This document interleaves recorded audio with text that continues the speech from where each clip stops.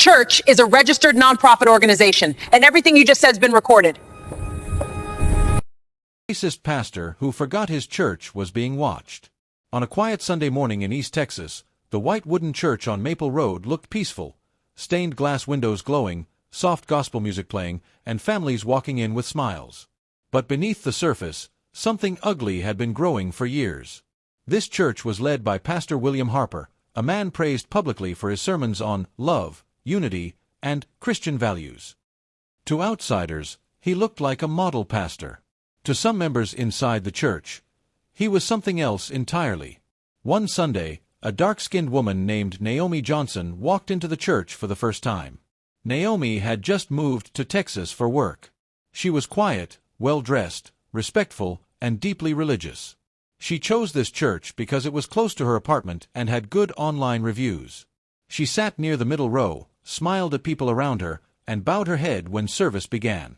At first, nothing seemed wrong.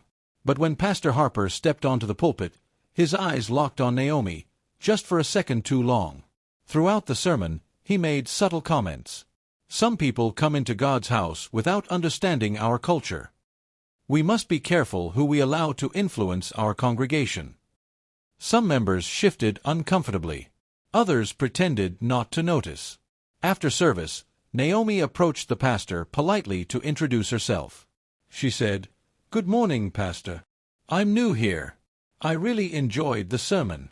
Pastor Harper looked her up and down, forced a tight smile, and replied, "Well, this church has a certain tradition. I hope you'll be able to fit in." Naomi was confused but stayed respectful. She thanked him and left. Over the next few weeks, Naomi kept attending. And each Sunday, the treatment got worse. She was ignored during greetings. Her hand was skipped during group prayers. And then came the comments from the pulpit. Pastor Harper began preaching about outsiders, people who don't belong, and those who bring division. Every time, his eyes drifted toward Naomi. One Sunday, things escalated. During communion, an usher quietly told Naomi that she should wait until the end, instead of joining the line with everyone else. When she asked why, the usher whispered, "The pastor said so." That was the moment Naomi realized this wasn't accidental.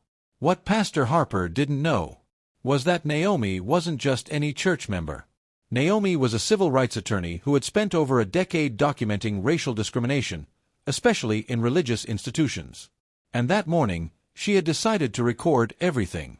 The following Sunday, Naomi arrived early and sat closer to the front. Her phone was discreetly recording in her purse. During the sermon, Pastor Harper snapped. He stopped mid-preach, stared directly at Naomi, and said into the microphone, "There are people here who are disrupting the spiritual order of this church. If you don't respect how we do things here, maybe this isn't the place for you." The church fell silent.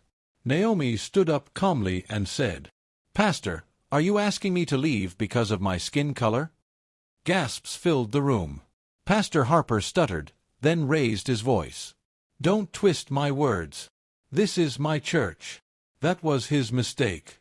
Naomi reached into her purse, pulled out her phone, and said clearly, "This church is a registered non-profit organization, and everything you just said has been recorded."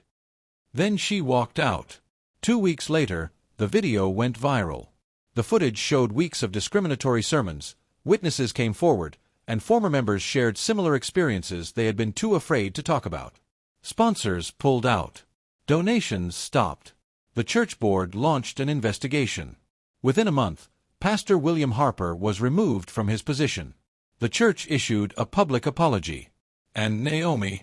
She filed a lawsuit that forced mandatory anti-discrimination training and leadership changes within the church. A man who preached love was exposed by the very truth he claimed to stand for.